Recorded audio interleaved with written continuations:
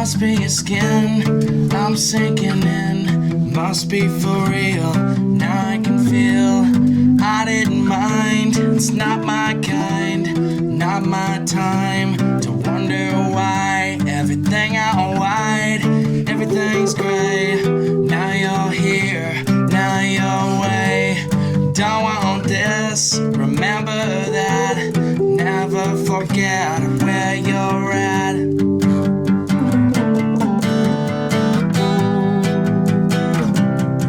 Glycerine,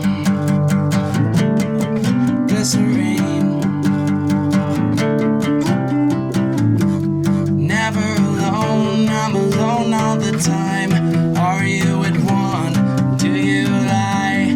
Live in a wheel where everyone steals. And when we rise, it's like strawberry fields. Treated you bad, you bruised my face. Couldn't loved you more, you've got a beautiful taste. Don't let the days go by. Could have been easier on you. Couldn't change though I wanted to. Should have been easier by 3. My old friend fearing you and me. Glycerine.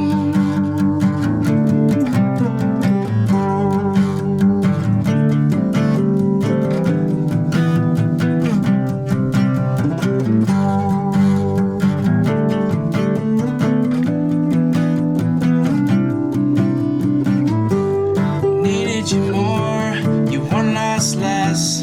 Could not guess, just regress. Let just be clear and simple and plain. That's just fine, that's just one of our names. Don't let the days go by. Could have been easier on you. Couldn't change though I wanted to. Could have been easier by 3. Glycerine, glycerine, glycerine, glycerine.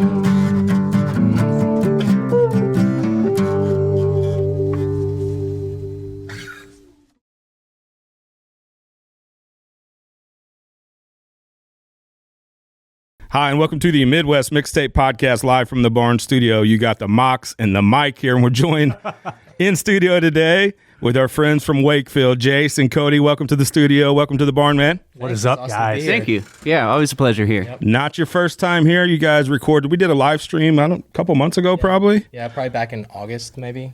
Can you get that closer Yeah, to you? for sure. We want to hear all the good stuff. Back in the studio today, and we're going to record. We just maybe introed this interview with your cover of Glycerine, and then we're also your new single. When we're done with this, we're going to do Deep Blue, which you guys have been kind of prepping as we get started here. And love you guys, love your sound. I love that this is like maybe a full-time thing now, right? Yeah.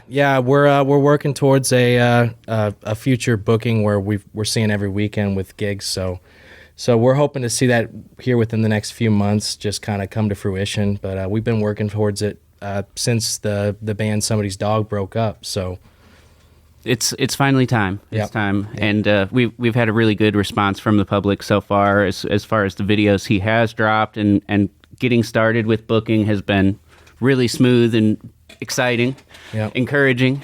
Yeah, and I think that's where you guys first came across my radar, is when you guys were in Somebody's Dog, and you guys would do these maybe tour diary kind of things, right? Well, on these gig videos that I thought were really well done. It showed a bit of your personality, but some of your live shows and some of the studio stuff. So that's when it first came across my radar. I was like, these guys are great. I love these guys. And then I think one of them was like Jace for president or something you guys used to do. Governor. Yeah, full props to David on all those videos. David Combs over at Honeycomb Media. He did all of our road diaries. He did the footage for all that and editing. He's phenomenal. He's awesome. That's the hardest working man that I personally know in our whole everything, every part of this scene. Yeah. He managed to do all of our booking, all that filming, all that editing, everything. And so I'm glad to see his success too that he's had recently, but it's amazing how hard he worked for us. Yeah, we love David. David's been out a few times. You got the honeycomb hat on, right? Yep. Which, David, if you're watching this, I need one of those, right?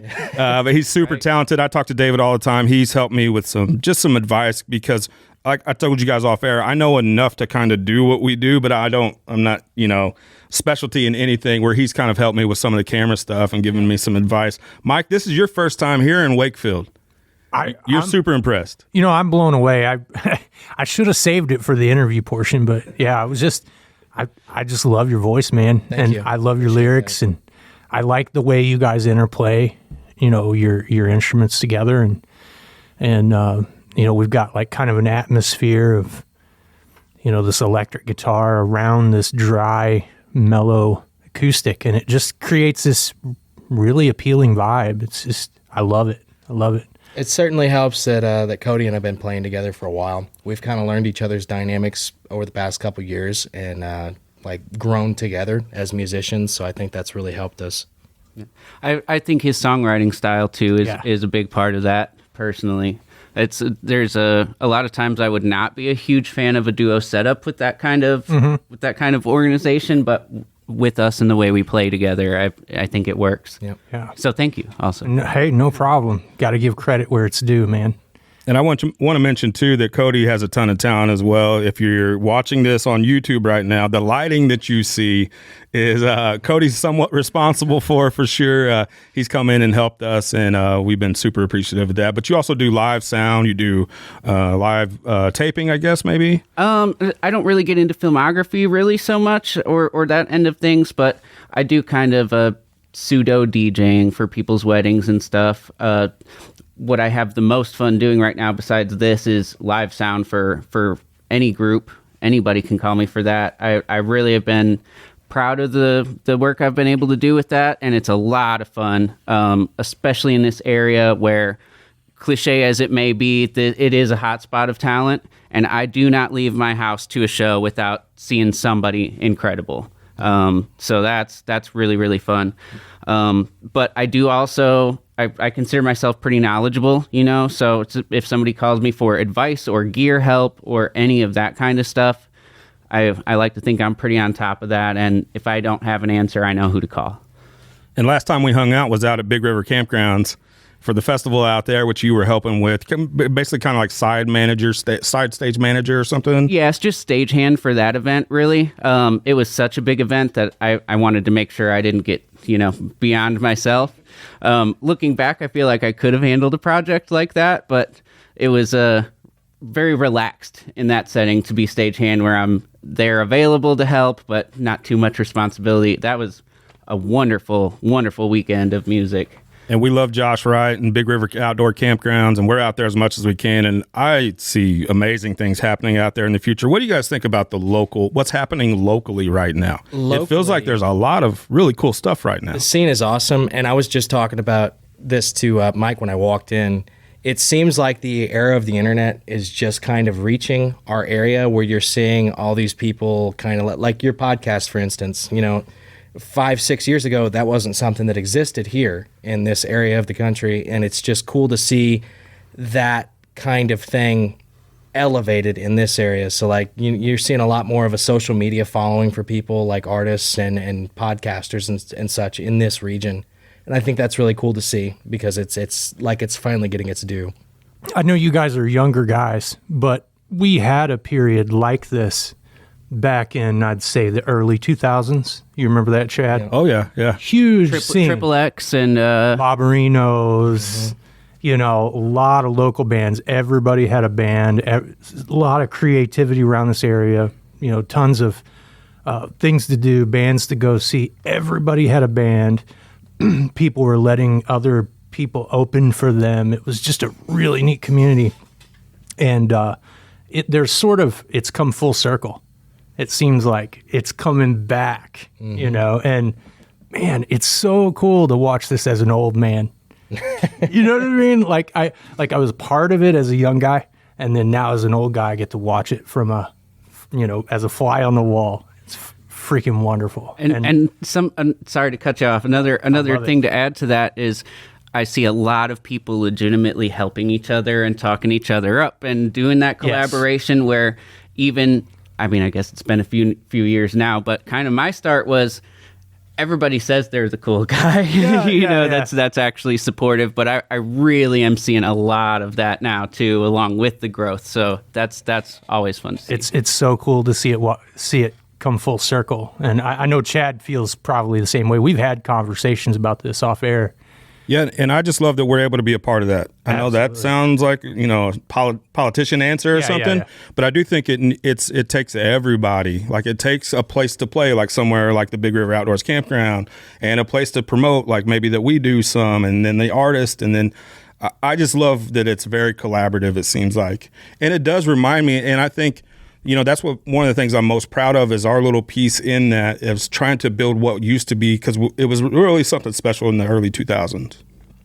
Yeah, and like I said before, we get to watch it from a different perspective instead of being it. We get to, we still are it kind of to an extent, but we're getting to kind of observe as the old guys, and it's so neat. It's so neat. I feel so privileged to get to do that. Absolutely, and enough about us. Yeah. Talk about this songwriting process. Me and Mike are both always interested in, how these songs are constructed. What's the process like? Yeah. How do you know when it's done? Is it ever fully done? As far as I can tell, you don't ever really know when a song's done or not. As far as the process goes, it sounds cliche, but it feels like something that just kind of comes to you. Me, for instance, I'll sit down and find a riff on guitar, and I'll play that riff over and over again until I'm getting good at it. And then it seems like the words just kind of come into my mind, not necessarily that I'm thinking them, but almost like they're being put there. And that sounds grandiose, but like a conduit. I really don't know any other way to describe it. It seems like it's coming from somewhere else. Yeah. I love it. I love it. I've tried to verbalize that to so many people, and they're like, every artist crazy. I know, songwriter, comedians, they all, that's what they say. You're a conduit. It seems to be universal for artists. Yeah. And we talk to a lot of songwriters, and I've heard that plenty of times, right? Where it just feels like they don't even, it's like that school or that scene from Old School. It's like, where was I? What happened, right? Yeah. Where I just kind of wake up and the song's there. But I would say some people talk about being very intentional about writing. Yeah. Where they'll sit down and say, maybe I'm not going to write a song, but I'm going to work on this piece. Or they're very intentional about playing guitar every day or trying to come up with lyrics every day. Does the music usually come first? Do the chords usually come first and then the lyrics? Is a little bit of at the same time, or how? Honestly, it just depends. And like you said, there is like a methodical part of that, like where you get done and you kind of pick through like, hey, maybe I can change this or I can change this and make it fit better. But it honestly depends on the song and like where you're at. It seems like you almost have to be in an emotional place to like reach that level where things are just kind of flowing, like a flow state almost. So do you record, like, for instance, the chords and the instrumental, and do you kind of like do a sort of gibberish vocal and then fill in the lyrics? Sometimes I guess, yeah, on a few songs I've done that, and then other times, no. It seems like the lyrics will come to my head almost like it sounds silly. Like if I was taking a shower or something, like just in that kind of like white noise area, you can almost hear the lyrics and the chords at the same time. Just kind of come into your head, and then it's like, okay, I got to go write. It's funny, Willie Nelson in interviews said something similar, that he got almost all of his hit song ideas by doing something tactile. Driving the car, gripping the steering wheel, and it just strikes something inside you that opens you to being that conduit, and you don't know when it's going to happen, right? No, it comes at random. It comes at random. You got to be willing to like reach out and grab it when it comes to, because if you don't, it's fleeting. So is it almost as if, do you look at being an artist as you're just more open to those moments? I guess so. There's definitely some like skill and practice that comes into that too. Like I've been playing guitar and I guess writing music. I've been writing music for like the last 10 years. And then I've been playing guitar for probably 15 years now. And there's definitely some of that has to be done first, I would think, like some groundwork as far as music goes. Now, other things I'm sure are different, but that's just been my experience. Cool.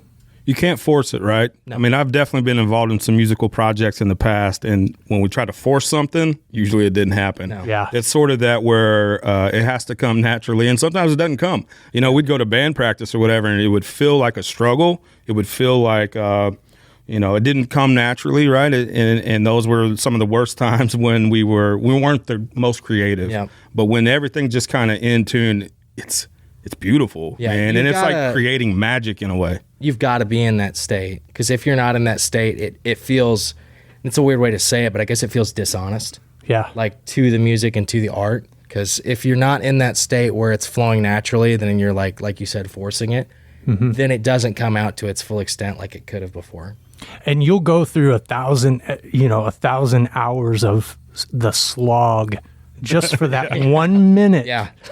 You're always chasing that fucking dragon, man. Yeah. Always chasing that dragon. Once you feel it, and man, it's, I don't know how else to verbalize that, but you did just perfectly, and I appreciate that. And I would agree, even still, like just the creative stuff that we're involved with, the podcasting and stuff, my best ideas are either in the middle of the night when I wake up and I'm like, oh my gosh, I got to write that down, or, text it to myself, in the shower or mowing my yard. Yeah. Mowing the yard. And I feel like it's where you can almost turn your brain off in a way and be more receptive to maybe some of the more elevated thinking in your brain that is sometimes put aside because you're living the day to day or you're in the process of doing something. It's almost where that flow does come in. For me anyway, that's been my experience. Yeah, and it's almost inherently contradicting because when you're doing something like mowing the grass, it's like you have to shut out the emotions to tap into the emotions. Yeah. It's so weird, you know what I mean? And that's just such a, I don't know, it's so contradictory. Seems like mundane, repetitive tasks kind of help you get into that. Like he was saying, almost mindless. Like I remember when I was younger, I used to hate like repetitive manual labor because I'd just get in my head and I'd be thinking about everything going on. I wonder if that's always why I've liked a little bit of manual labor. That could be it. Yeah. But now, like as I've gotten older and I've started using it as more of a tool to kind of like think about some things on a deeper level and like write, like we were saying, it's become something that's helped me a lot in almost a therapeutic kind of way. That's so fascinating. That's cool. I've made this joke before on a different podcast. I think even recently is like, men, we're so resistant to go to therapy. Yeah. But we will mow the fuck out of our grass. Yeah. Yeah. Right? I'll mow that grass, twice a week. And wife's like, you're mowing it again? It's only a couple of inches. Like, yeah, honey, I got it. It's the neighbors. Yeah. But really, I think it is a little bit of that. I get to get out there and I think that's maybe when you're in your most natural state. When you have other things going on, your mind, I think can be filled up with all these other things. But when you're doing something like that, it's almost forces you in a way because there's nothing else to do while you're mowing. Yeah. There's nothing else to think about while you're in the shower or driving a long distance, right? We like to keep our minds so busy that when we don't, I think we can get to a more elevated place and especially tap into some of that creativity. Yeah. Yeah, like disconnect to connect. Right? Yeah. Mic drop. Yeah. Kaboom! Yeah, because it's almost like the heavy emotions that you have to tap into to write a song. Emotions have gravity, and so it's like gravity. If you think of like gravitational lensing, it distorts light. Yeah. And I don't know, maybe I'm being a little too ridiculously philosophical about it, but when you're trying to write a song, it's like you're so close to it that those heavy emotions you have to experience in order to express that into your song distort the very nature of what you're doing. Yeah. So it's you have to tune it out. Sometimes in a good way and sometimes in a bad way. I would say you could definitely use those heavy emotions to your advantage depending on what you're wanting to do with a song. If you're in a dark place psychologically, you're not going to write a happy song. That's the way it is. But I think you can definitely use some of those negative emotions in a positive way when it comes to being an artist. And I think that's part of the joy in being an artist is that it's working through your own issues in a productive and beautiful way. Now, see, that's Well put. that's where I diverge a little bit myself, because I think there are a lot of people that tap into that, and I myself, it's whether even if I'm working on or writing something that's sad or slower or lower, I'm always going to do my best work in every way when I'm in a good place and elevated. But I think that's a little bit atypical, because that varies a lot for people, but my best is always when I'm in a really good place. Well, everybody's different in that Yeah. in that sense. Everybody's going to do their best work in different spots. Well, that's the question from Almost Famous, right? Do you have to be in love to write a love song? Do you have to be happy to write a happy song? Do you have to be sad to write? Don't hurt. Yeah, Doesn't hurt. for sure. I mean, I think you could definitely write a love song if you weren't in love, but you're not going to mean it. I mean, you see it like a lot of these like big, like super ultra popular musicians right now. They're not writing their own songs, but they go out there and perform them and they become popular anyways. I feel like there's a disconnect these days more so than maybe even 10, 15 years ago with that kind of music and that style of writing music. Because I feel like people want to see that someone feels what they're saying. So like when you have a major popular song, the person singing it is, they're selling tons of copies, but they weren't the one who wrote it and they're not really feeling the emotions. I think you can kind of feel a disconnect there. So I think of somebody like Bruce Springsteen, who has written hundreds of songs. So many. Right? And when he first was coming up, running the streets of New Jersey and, chasing girls around or whatever, you got all those great songs. Mm-hmm. Now he's a multi-millionaire, has written, like you said, hundreds of songs. So now he has to, and maybe he did back then too, but he has to write it about somebody else's experience, or he has to come up with his own story because his experience now is different. What are you going to write about? Sitting in your mansion and swimming through your millions of dollars. Well, so what I'm trying to say is I'm sure he still has struggles. He's human, right? So there's still some things there that he can probably tap into. But at some point, you might run out of those personal experiences and you have to tap into something else. Would you agree? Yeah, I would say so. I think there is an avenue for that for sure. I don't like we were talking about earlier, forcing it and how it feels dishonest. I would almost feel dishonest to a certain extent, either writing or singing about something that wasn't necessarily relevant to me, whether it be now or in the past.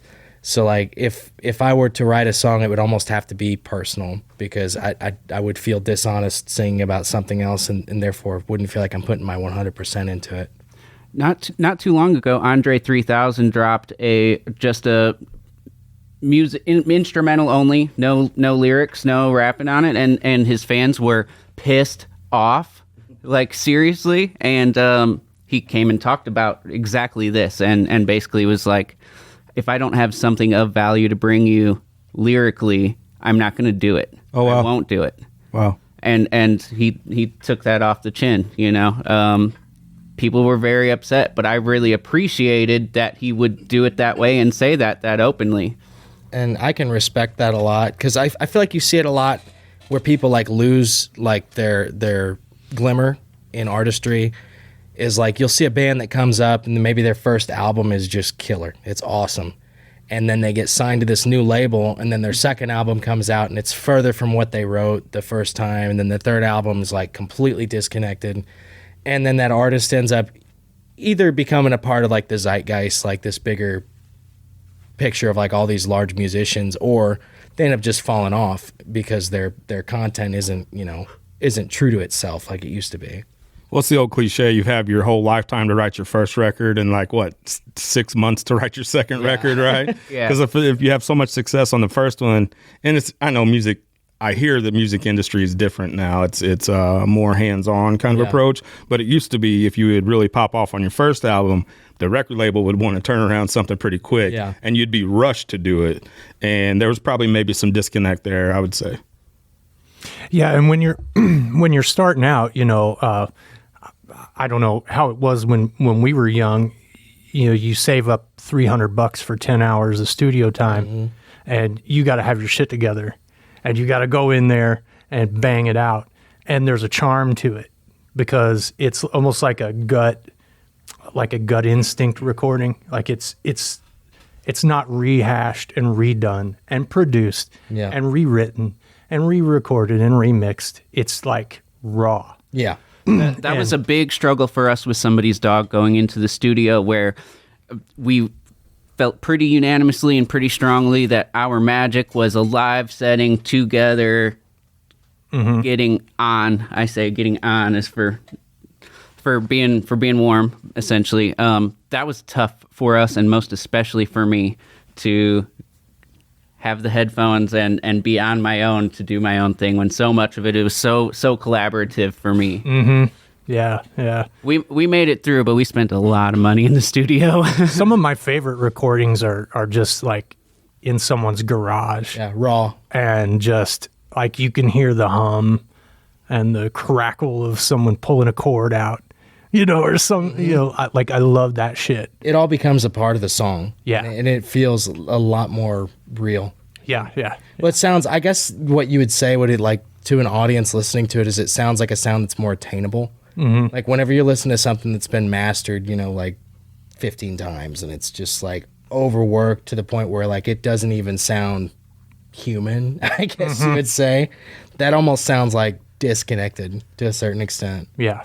Totally. And we've had that conversation before where, it's the paralysis by analysis, right? And even having a studio in my own backyard, I can come in and tweak this little thing, or, and recording is just so different these days, where you can take this little thing out and quantize it to where and sometimes it's not even a real drummer, right? So it loses a little bit of that human effect, but you can overdo it sometimes, where if you look back at it, I heard somebody talk about when they were making Beat It or Thriller, they did like 80 something takes.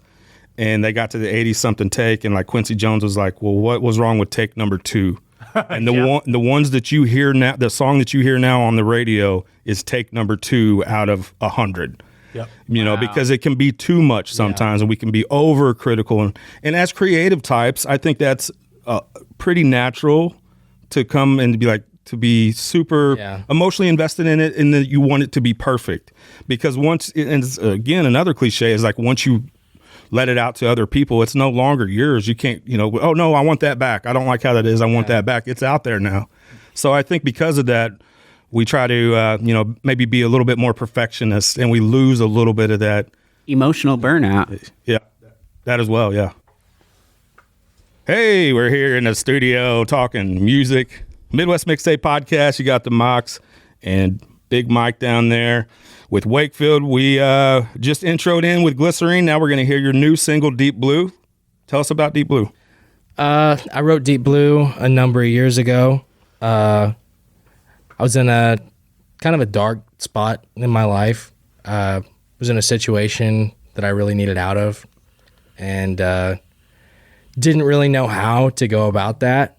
And was sitting one night and playing music, and it just kind of came out of me, and that's what it is now. I don't really know what else to say about it other than that. Mike, off air, you were pretty impressed with with the sound overall in general, and the mix of the two, but also Jace's vocal. Yeah. It, I love when you use your high range. I told you that already. This is redundant for people that weren't off air. Yeah. We were off air, right? Yeah, we had this. Okay. Yeah. No, I just love the timbre and the tone of your high voice, and I think you ought to really use it as much as you can. But you're the artist, man. I trust what you do. Thanks. Thank you. I appreciate that. But I just, as a singer, man, that's not easy. And I just remember so many times singing and thinking, like being turned off by the high part of my range, like feeling like I'm straining or it's harsh, but to the listener, it was fine. It sounded good. So I guess it's my weird way of like saying, man, use more of that. That's so good. Well, thank you. Good. That's I love talking about him as an artist in particular, because so when we first got together, it was him joining Somebody's Dog to play bass for us. Wow. And he had not played bass before at all, I don't believe. No. And he did some backup vocals as well, but he's used to singing the lead for his own stuff. Yeah. And I have never seen anyone learn as quickly as he does with whatever he does. I think it was 2 or 3 weeks we put him on stage with us. Wow. For our whole set list. Not much longer than that, if at all.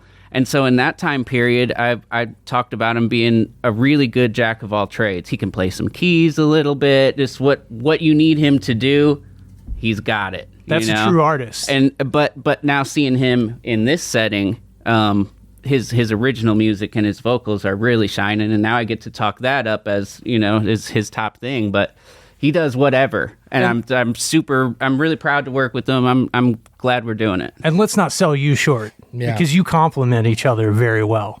I can play a little. You're like kind of creating this atmosphere for him to live inside, and I think I get it, and it's really good. And you guys are. I'm glad to see that recognized too. We do play well together, I think, and it's a lot of fun.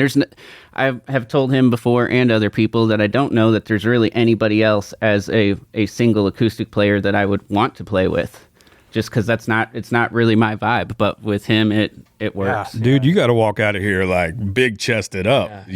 You're getting. You didn't know you were coming for an intervention like this. You guys are gonna make me blush. It works on him too. You should see him play after it. It always works on him. But before we get out of here, I do want to mention Kodi. I mean, we've become friends over the months that we very first met, and you've always just been so positive and so supportive of other people. Sometimes when you're doing something creative, I don't know. I mean, I don't know if people feel this way, but it seems like there can maybe sometimes be jealousy or like, why are they able to do something and I'm not? And you've never been that way. You've always been super supportive, and Mike as well, and you as well, I'm sure. But I just wanted to mention that it takes people like you with talent and care and being willing to support other people to sort of make what's happening right now, I think, happen. It shows musical maturity. Yeah. I think it does. Thank you, both of you guys. That's really a very thoughtful comment, and I do understand even the other side of it. I have been in situations where I'm like, I want to play. Yeah, why not me? Kind of thing. Yeah, I totally get that, but it's something that's worth working hard for. I think no matter who you are, you're going to have at least a little of it. Some people struggle with it more than others, but that's important, and I really appreciate that a lot. Wakefield, where can we find out more info, if anywhere? Is there a website or socials yet? I know we're all early in the stages of everything. So you guys, you could probably find us on my Facebook page. It's just Jaycen Wakefield, Jaycen, spelled a little different. My parents were deadheads. Hey. But some deadhead stuff. It's on Facebook. We've got a YouTube channel as well. That's Jaycen Wakefield Music, and then on Instagram it's Jaycen.music. Midwest Mixtape Podcast, live from the Barn Studio. You're getting ready to hear the new single by Wakefield, and it's called Deep and it's called Deep Blue, right up after this. Thanks, guys. Thank you.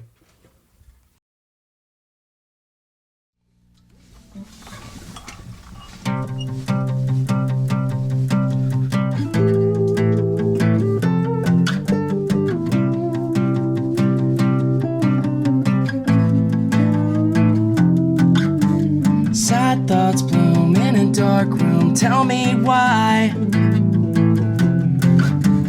I'm so used, baby, what's new? It's my life. Maybe it's too late. Tell me it's okay. I've fallen on my face again. Got so low, and I know when you look at me, you wish you could save my life, but the chance is gone. I'm so broken beyond the point of retribute from all the things I've messed up on. Dark deep blue, I withdrew from sunny skies. So subdued, wish you knew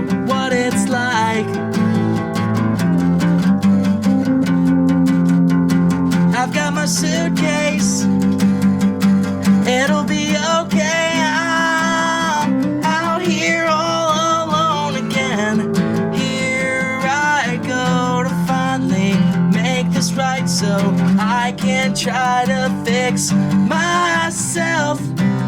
You brought me down, and though uncrowned, I make this path my own, leaving all I've known so well. Never would have guessed what you would do to me, but I'll listen close, 'cause I'll guarantee this isn't the end, it's just a start. It's safe to say you played your part. The pain is gone, I found a new stage, no longer a victim of your rage. This self-asserting jig is up, sometimes the answer's giving up.